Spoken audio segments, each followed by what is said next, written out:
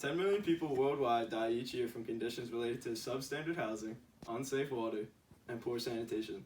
That is more than 1,100 people each hour, which is nearly 20 per minute. My goal today with this speech is to try and get all of you to donate some of your time to help lessen this number of 10 million people by helping Habitat for Humanity build safe, comfortable homes for people in need. If you're thinking to yourself, just how necessary is Habitat for Humanity, and are there really that many people living in substandard households? Let me answer these questions for you. According to Alexia Fernandez Campbell of The Atlantic, in an article called Gas Leaks, Mold, and Rats, Millions of Americans Live in Hazardous Homes.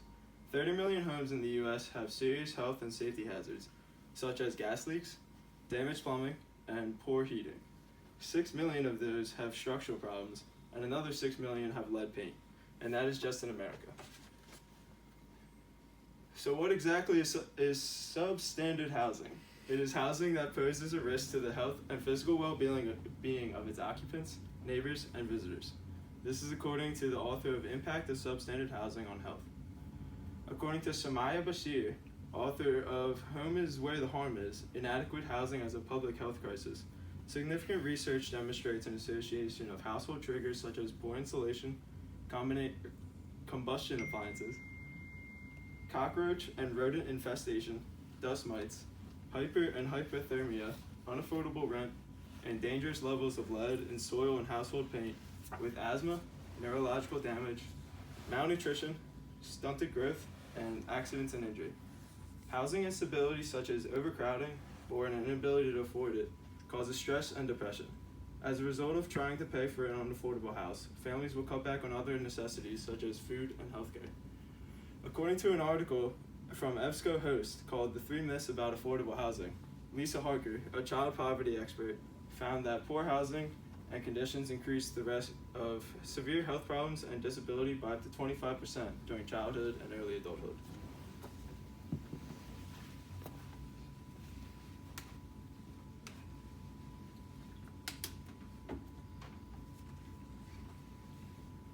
So clearly, there is a need for the work that Habitat for Humanity does. So next, I want to let you all know how you can get involved and how to be a part of the solution.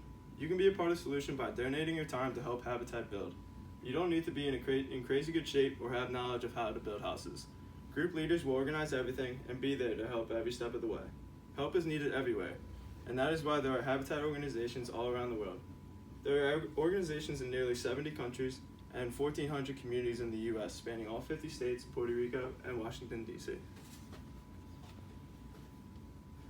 With all these locations, Habitat is a great way to not only do good for others, but also to travel the world and experience new cultures. They offer global programs in which you can help out internationally for just a couple weeks, all the way up to year-long projects.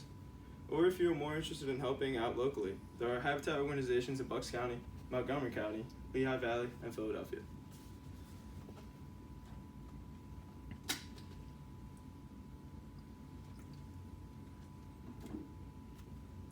Alright, so this is how Habitat works.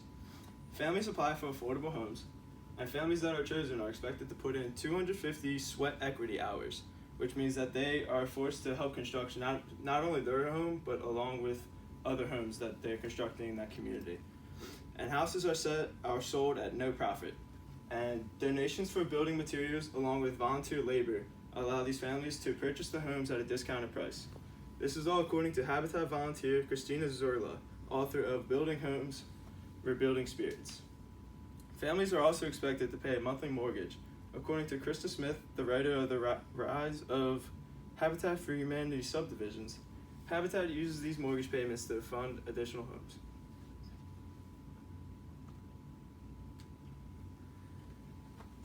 Next, I want to share 2 stories of some of the work that Habitat has done, so you can visualize the good you would be able to accomplish by volunteering.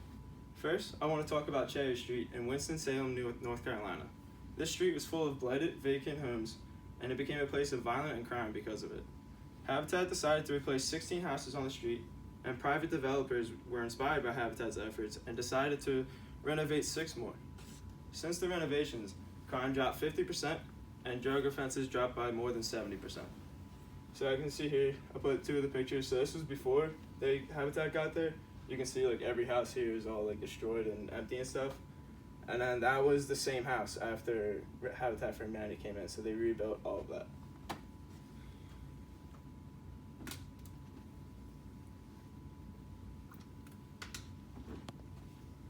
And the other story I wanted to talk about is the revitalization of a village in Brazil.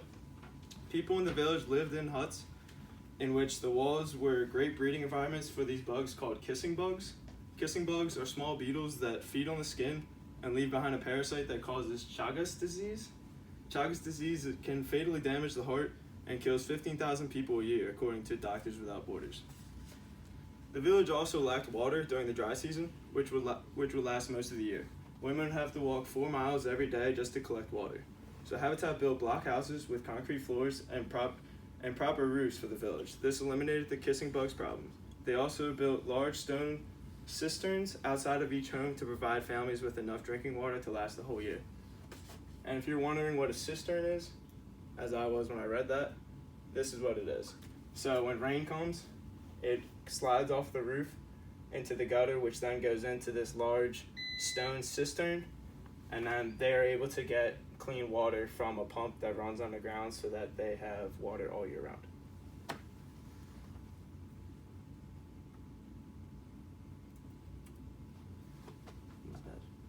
Habitat is doing all they can to help make a positive difference in this world, and you can make a difference too by donating time to help their cause. Jimmy Carter, former president and proud spokesperson and volunteer of Habitat for Humanity, said in an interview this past August that Habitat finished houses for people to move into every 50 seconds, according to the article Building a Legacy by Susan Milligan. More work clearly still needs to be done though, and they need all the help they can get, especially after all the recent hurricanes. Hurricane Harvey damaged 135 homes, according to 2017 Hurricane Harvey, Facts and How to Help. Hurricane Irma damaged 90% of the buildings on the Caribbean island of Barbuda and left 60% of their population homeless. Irma also damaged 70% of homes on the Caribbean island St. Martin, according to the article Breaking Down Hurricane Irma's Damage by Megan Kiniali. Hurricane Maria left thousands without a home in Puerto Rico, and Puerto Rico was also hit by Hurricane Irma too, so they need a lot of help. Millions of people are in need of assistance just to have an adequate shelter to stay in. You can provide this assistance by donating your time to Habitat for Humanity. Get into the holiday spirit as Christmas is coming up, and help people in need and give back. Thank you.